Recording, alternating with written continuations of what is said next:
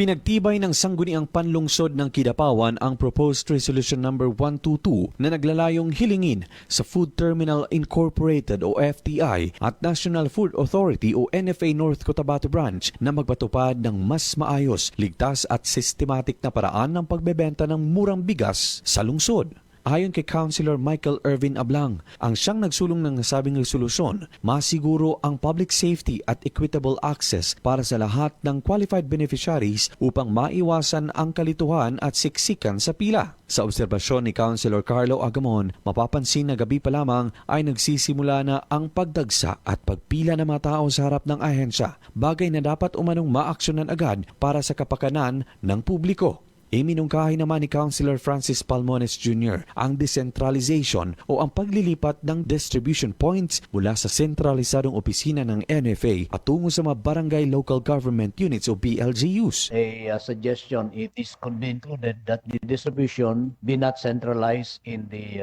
NFA office but if possible through the barangay local government unit. Sinigundahan din ang mungkahi ni Councilor Jason Sibog na i-invite ang mga opisyal ng naturang mga tanggapan sa susunod na question hour upang masagot ang mga kaukulang katanungan hinggil sa kanilang operasyon at efficient service delivery. Inaasahan na sa pamamagitan ng hakbang na ito, magiging mas mabilis at orderly na ang pagkuha ng supply ng bigas ng mga mamamayan nang hindi na kailangan magtiis sa mahabang pila at puyat sa labas ng NFA office.